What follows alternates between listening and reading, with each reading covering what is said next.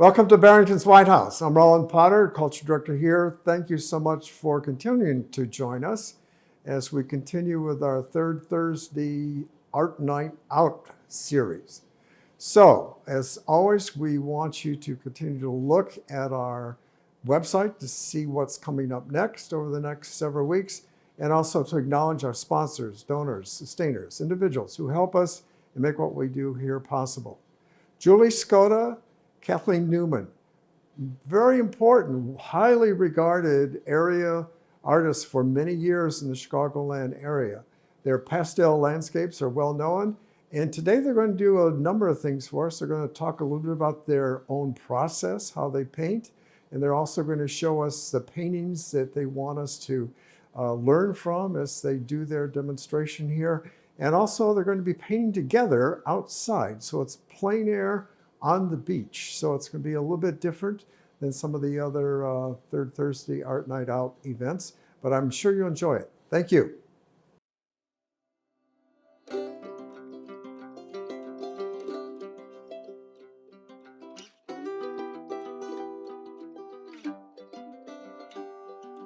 Taking a slight rain delay, and since we're going to hang out here until we get through this, we'll just see what's going on with us. I'm Kathleen Newman, and I'm Julie Skoda, and we love to plein air paint together. So we've done a couple events over the years, and anytime we can, we paint. That's right. Yep. And I just moved to a new awesome location, so that's why we're here at the beach. Our show is a lot about water. We painted together in Ocean Reef, Key Largo. Look forward, things are looking good. Let's go paint more water. Yes. So as we practice being outdoors. And Kathy's a sailor, so we painted the Chicago Harbor a few times. Right. And, Chicago River. Chicago River. We've painted in Dubuque. So water is a theme in most of our paintings. So today we hope to get a little bit of water. It's calm. We're getting it gray. The way we don't want it's raining on us. Light rain stopping in 20 minutes. Yeah. So we'll show you a lot of we're going to go through this whole process, and then we'll show you some of our water paintings at the end. Sounds good. Real quick, if you can see, Julie can show you anything different. We've got plein air easels, little boxes of pastels that clip on so they are stationary. And each of us carry a backpack without too much weight so we can walk and hike out here. But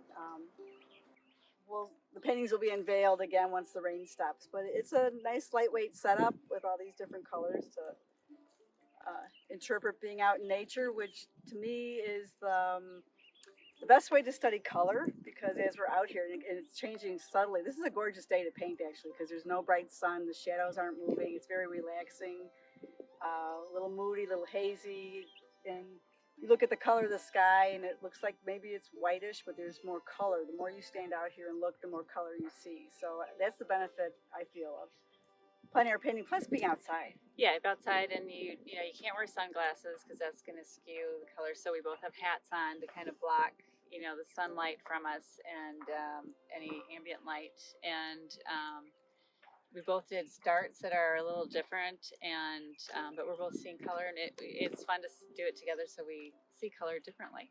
Right, as it should be. Yep. Different personalities paint things with different expressions. So we'll get back to it. Okay.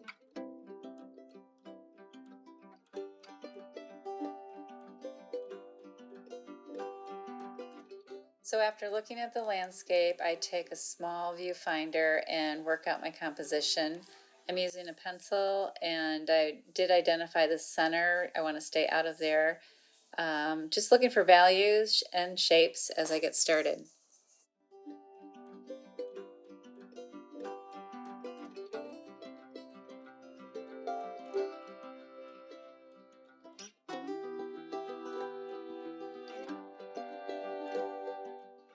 So after I've done my small value sketch, I use that as my guideline for drawing on the sanded paper. So I'm really just looking at my small sketch at this point and putting a contour drawing of what I see.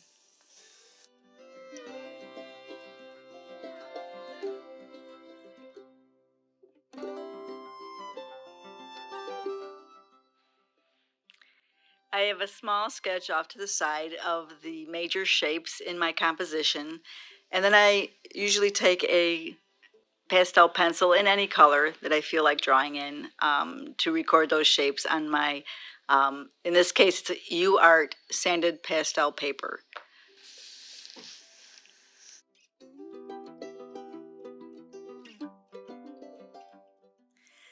So the first stage in actually painting with pastels is creating an underpainting. It's one of my favorite things to do. I apply color. It can be random color, it could be planned. In this case, I'm looking at the actual colors of the landscape in this more muted tones, in this even light that we're painting in today. And I just take usually new pastels and just give a layer of pastels across the surface of the paper, and then I will liquefy this with alcohol, which dries very quickly outdoors. And this basically just tones the surface of the paper into some type of color that I can begin the painting in pastels to follow.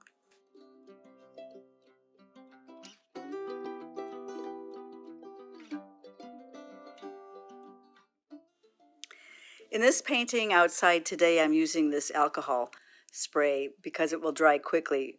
Usually I use odorless mineral spirits, sometimes watercolor, sometimes a light layer of oil.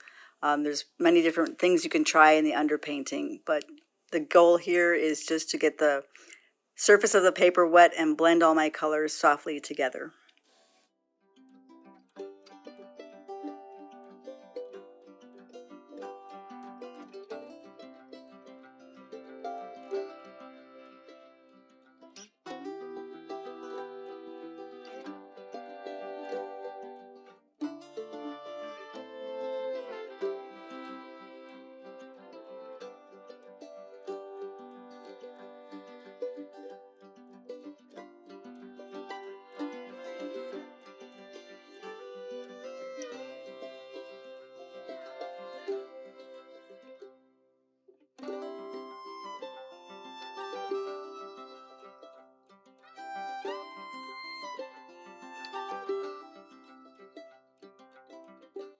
Kathy showed us how she used pastel sticks and alcohol to get the pigment into the paper. I'm going to start my painting using a set of watercolor paints and an inexpensive brush. So instead of alcohol, it's water-based, and trying not to use too much water so it doesn't buckle the paper, but liking how the colors blend and drip into each other, and just having fun and experimenting a little bit with colors that will be underneath as I layer pastel on top.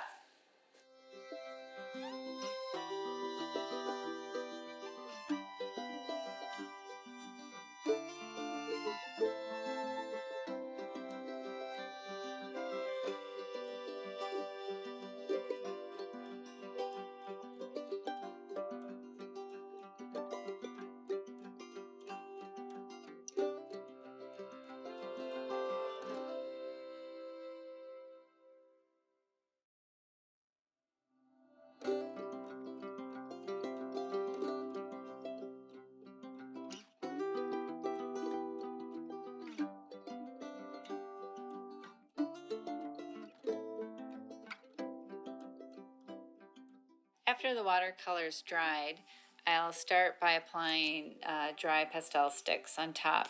And I am going back and looking at my small values study a little bit, and also I'm looking at the scene and trying to make sure I keep the values correct, but also experimenting with color a little bit. And with pastels, you always start, you want to think about what is underneath, what color you see underneath. So I'm looking to see what colors I see underneath that I'll gradually layer on top of.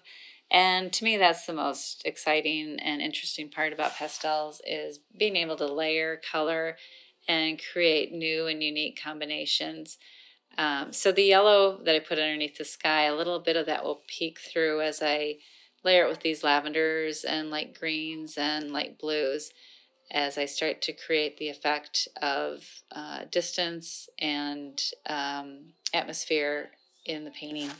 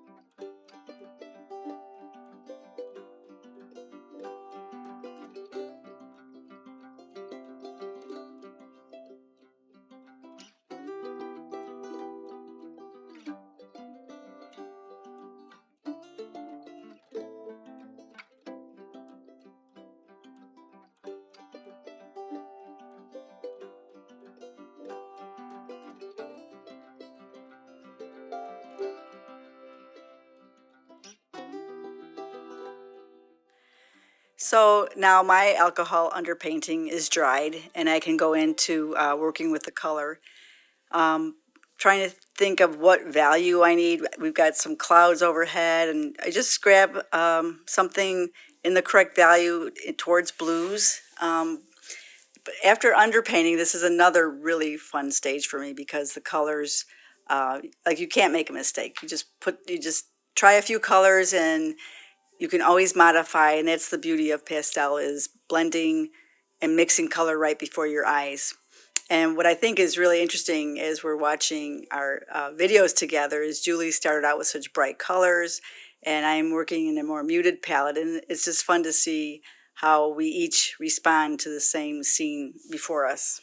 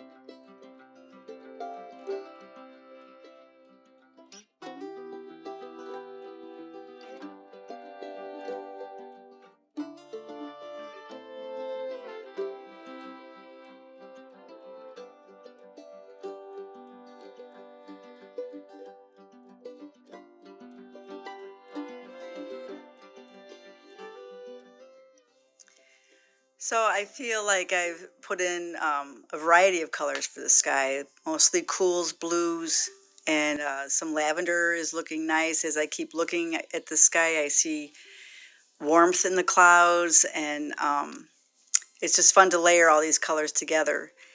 As the painting continues, I start looking at the shapes of the landmass and the color of the lake, and then the color of the dune grass to start um, putting color everywhere is the way I like to feel about this stage so that I can respond to what is happening before my eyes.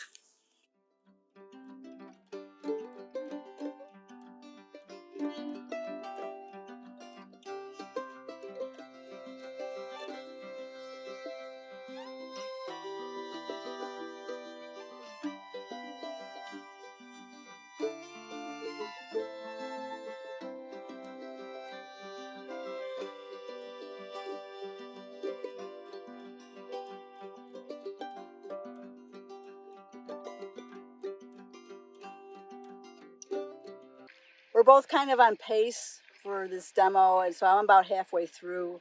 Um, there's more to do, but what I saw here is this distance, and there's the landmass. This is all dune grass.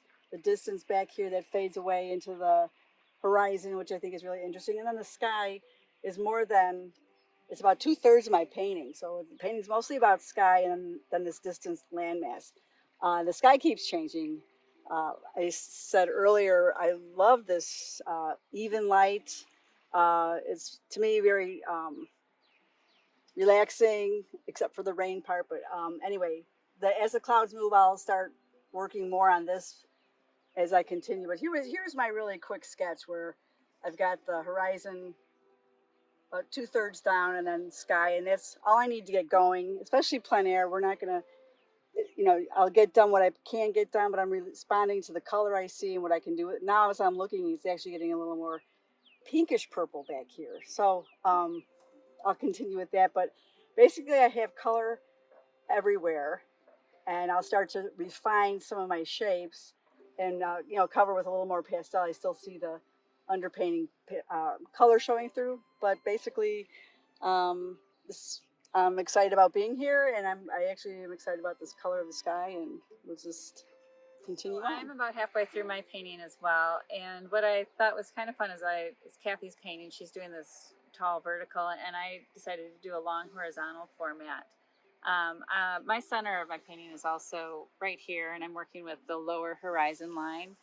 And I saw a lot of colors too, that there's a lot of greens and blues and purples and even a little pink in the sky and in the water.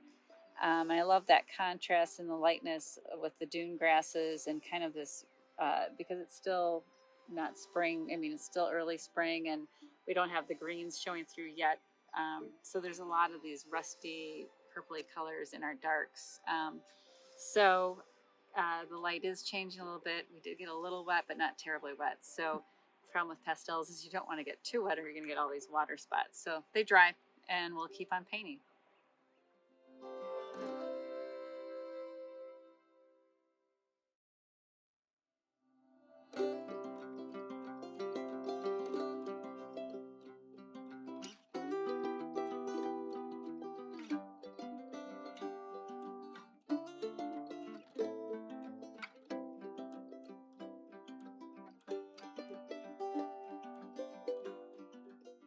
So I've got a nice start to this, and I'm now on the probably one or two layers until I'm finished, and I really get everything covered nicely.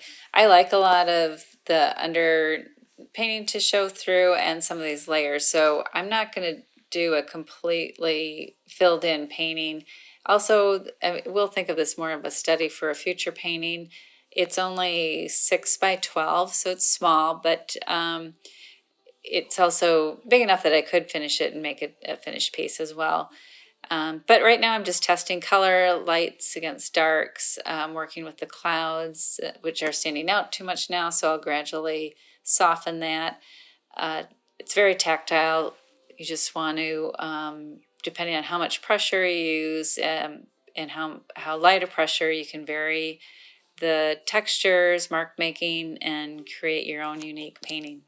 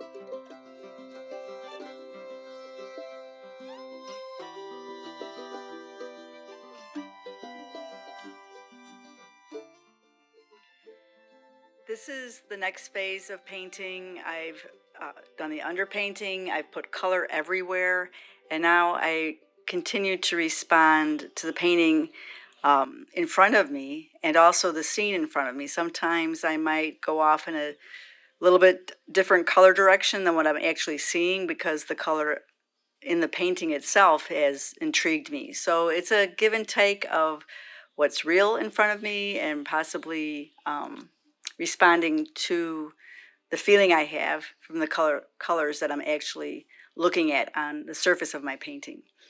I'm softening cloud shapes. I've got yellows to reflect the warmth in the sky behind the clouds. And it's a layering process over and over, as Julie was saying, with pressure. You can make darker and heavier marks, and with lighter pressure, it's almost like a glazing technique. And with skies, I want a soft feeling overall that the clouds are up there in the atmosphere and they're light and airy.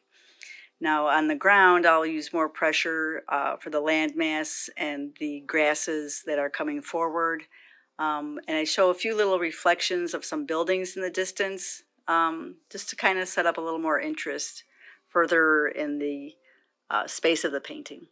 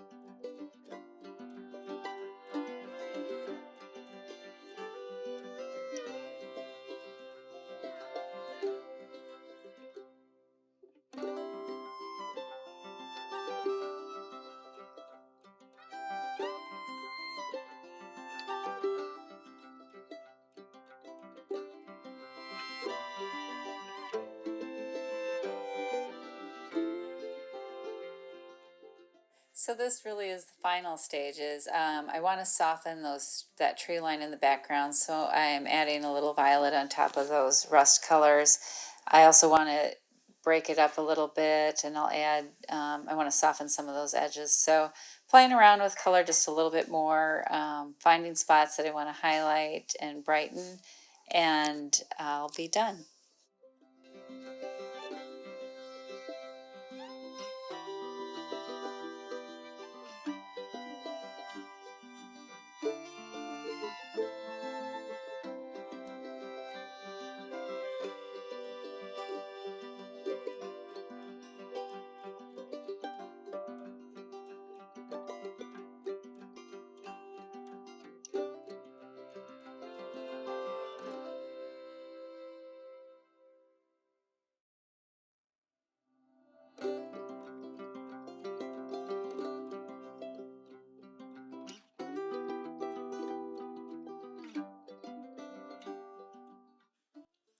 And here are the final touches for the painting today.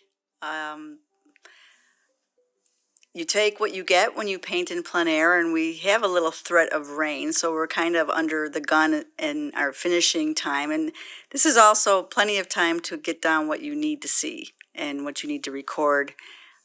Maybe we'll use it as a reference for a larger painting with a photograph, but I'm happy with the sense of clouds in the sky and the grasses, and sometimes I'll just let it sit on my shelf in my studio, and I might tweak and put a little more area of interest, maybe where the buildings are at the edge of the water. We'll see. But all in all, I feel very satisfied for a wonderful painting day.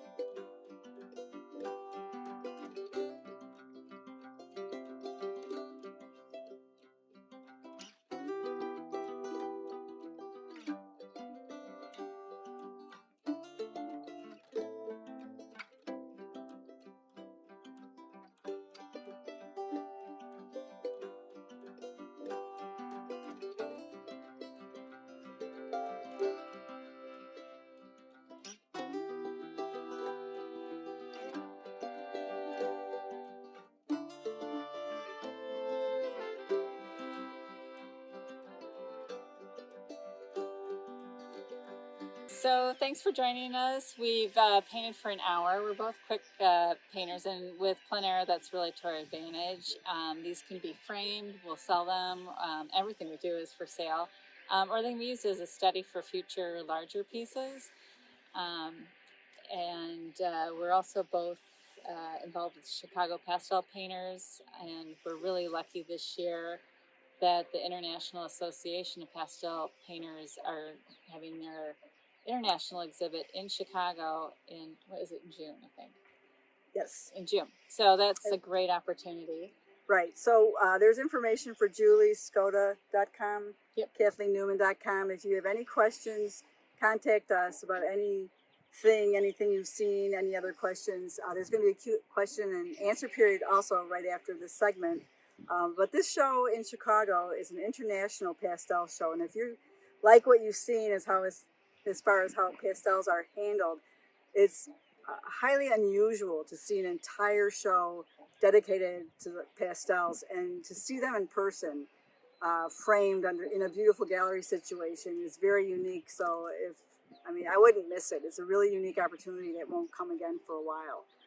This exhibition, sponsored by International Association of Pastel Societies, that's coming to Chicago. IAPS, the IAPS show. Yeah. Yes, and then Chicago Pastel Painters is the group we're both members with that hosts seminars and paint outs, and as things start moving along again. So that's another source for pastel artists to look forward to. We both teach.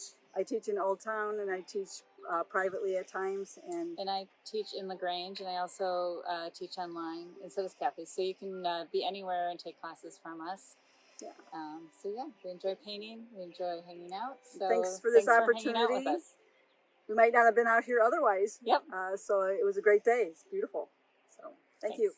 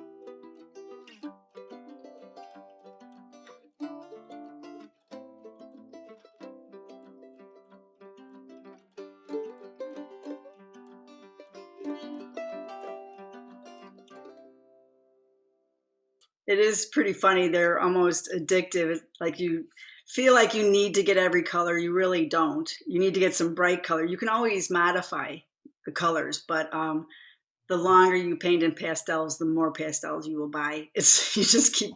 They come up with new sets, and so you have to get those colors, and it's like a candy store. maybe as a starting point, do you think you could estimate how many colors you used or how many different pastels you used just on your presentation there? Oh, maybe about 30. Okay. Yeah. Mostly in different hardnesses. Some were harder, some were softer. So, but yeah, I would say we did try to limit it. We didn't bring a lot out with us too, so that helps you limit right there. But I don't know. What do you think, Kathy? Yeah, it is funny. Like when you take the pastels out in the small boxes, you don't have the whole set like you do at home. And so you use what you have and you can be successful because you're working in lights and darks. And so the colors can change. But I bet it actually was about 30. So out of all the hundreds of pastels we have, you really don't need that many. But Yeah. So and do you have a different to-go box that is there that you've got? Yeah. Yeah, I like to pay, I like to, I don't want to carry a lot. So I have a small box and then you have some extras and you just use what you have. But in the studio, we have a lot more pastel boxes and sets. Trays. There's also different softnesses too. So that's not only in color, there's a hardness level. So the beginning, I use harder pastels and then I work towards softer at the finish. And then I might use the harder pastels at the end. And you saw me using a pastel pencil for blending. So the different companies make different softnesses of pastel, and those, as you try them, as you learn to use them, it's a personality choice usually. You know, I like to layer, so my pastels are usually harder than people who might want to just be more direct. Yeah, I'm about the same. I like the layering process, and so I'll stick with like a Giro is probably my go-to pastel. It's hard, but it's soft, and you can just keep building and building. So, but yeah, you can get into really super soft pastels that just leave a really impactful mark. So it's depending on how you want to paint with it and build. It's all just the process that we go through. Well, and that's I guess a little bit too informed by the type of paper you guys were using. You both were using, or I think you both were using at least. Was I believe you almost described it as kind of a sandpaper. It's got ridges and dips and valleys and all that to really. I'm sure that affects the pickup rate from the pastels. Right, right. It's there's different types of sanded papers, grittier than others. I usually use UART because I like the surface, but there's so many different brands of papers as well. And then if you have a softer pastel, and as you paint larger, I've literally had a pastel just kind of disappear. It's like the sandpaper just took it all away. That's to hold the layers of pastel. You need a gritty paper so it will stay attached. We do have a question from the chat, and I'll remind everybody that they can put them in there. And I'm sorry if you did one of the little raise your hand things. I may have missed it. I switched my viewport here to see everybody better. So if you did have a question, you wanted to read it out yourself, do the little raise your hand thing again, and I'll open the your mics for that. But the question in the chat was, tell us where you were on the beach. Was that a usual place, or is that a new place to you? It's usual for Kathy, but it was new for me. Yeah, we are so fortunate. We just moved to Michigan City, Indiana. So that's my front yard, basically. It's unbelievable. Yeah. A really nice front yard. We've been here through family and friends in Michigan City through the years. And then we had a tiny little beach house that we enlarged, and it is now our downsize. We downsized to our new home here, and it was howling this winter. It looks pretty nice now, but it's a different kind of lifestyle. But we're an hour basically out of Chicago, southwest. Northeast to Indiana. But it's a beautiful location, and we're so close to the city. So we were very fortunate to have this happen for us. It really turned out some stunning work for both of you. So thank you for that, making that choice. Do you have any, you did both talk about, the other places you said we saw in some of your work too. I think it was down in Florida, and then out sailing in Lake Michigan, some kind of skyline almost pictures, or not pictures, paintings, and even of the sailboats in the harbors. And that, do you have a favorite amongst those, or? Well, I'm lucky enough to be in Florida quite a bit, so I really like painting the mangroves lately. So I've been kind of working on that series. And Kathy came down with me a couple of years ago. We did a plein air event together in Key Largo, so that was a lot of fun. So that's kind of been my focus. I've done. You're more into the boats, I think, maybe, and the sailboats. Yeah, I see that in a lot of your paintings. Yeah, I was when you're sailing, sometimes you're just sitting on the rail for long periods of time and you start looking at water and then you just start thinking, oh, that's pretty interesting. I wonder if I could paint that. So through all the years of painting,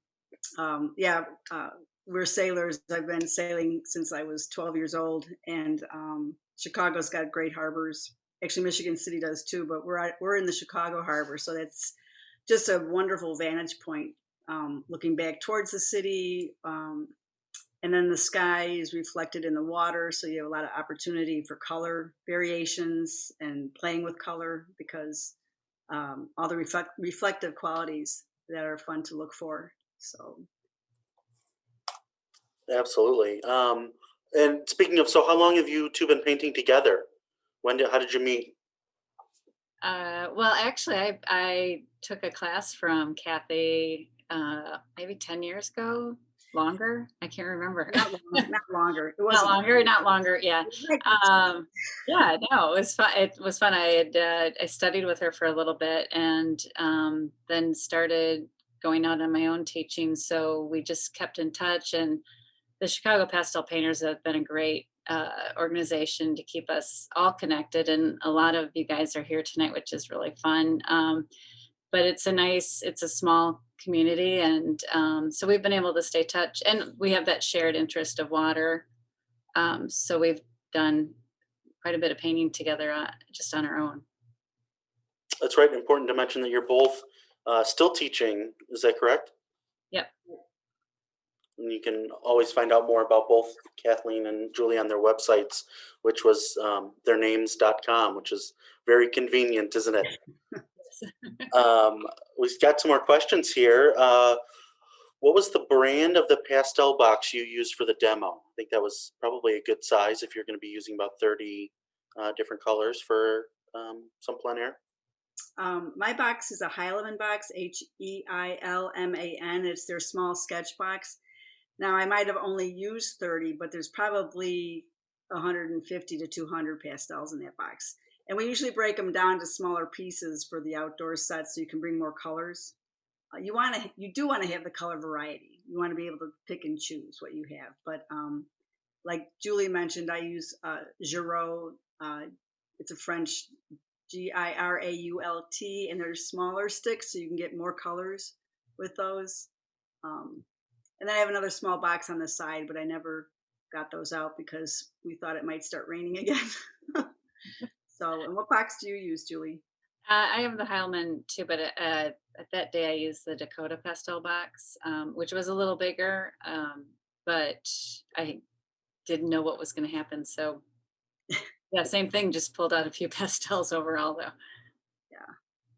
Yeah, so in that same vein, that question, do you use the same to-go set of pastels, or do you choose a set based on the subject matter or the weather? So did you have more grays in that box or blues because you were kind of going out into the fog and rain, or was that just a kind of a broad set for you?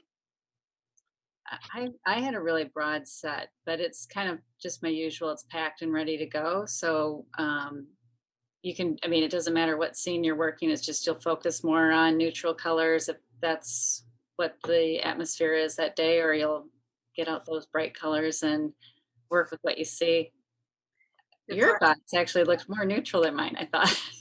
It is more neutral. That was the Richard McKinley neutral set and plein air set mixed together with some other colors, because I find nature is more neutral colors, and then you enhance it with some other brighter colors. So if I was painting lots of flowers or going somewhere with a garden, I'd probably add some brighter pinks and reds. And if I was going to visit Julie in Florida, I would get some turquoise out and some more colorful because of Florida, you know. Yeah.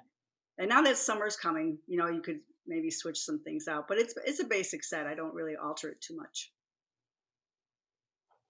A question about when can we see you next? Are you having any shows coming up? You talked about the July show for the June maybe show for the international oil pastel painters, but what's coming up for you both? Well, actually, that's, you know, hopefully we're in that show. You know, it's a jury show. We might It's a juried show, yeah. we'll try to Um, get in. Yeah, Chicago Pastel Painters too have a juried show coming up later in the fall. So it's, you know, both trying to get in, you know, we try to get into different things.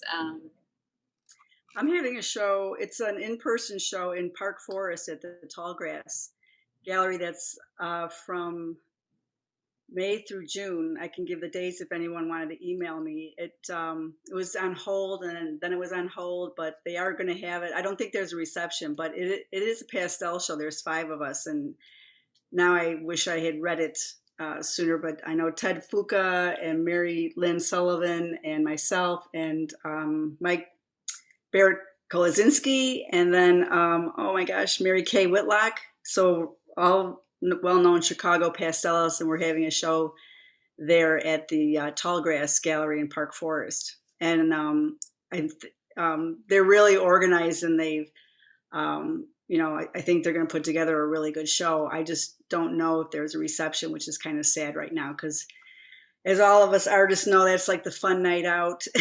And we really miss the fun nights out, even though this art night is really fun for Barrington White House. Thank you. Yes, well, thank you both. If anybody, again, we've got a couple more minutes here, a minute or two here. If anybody's got any questions, plop them in the chat there. I'll say I know we're having a plein air. The White House is having a plein air, I believe, in September. Maybe Rollin, if you put that in the chat too. And that's, I believe, sponsored by the Barrington Area Artists Association. Right. Nice. But again, any October 9th. Thank you, Kate. And that'll be at Barrington's White House, and we always select a few locations around town. So you'll see the artists out in action, you know, creating their works, and it's not exclusively pastels. I think it's any mediums for that.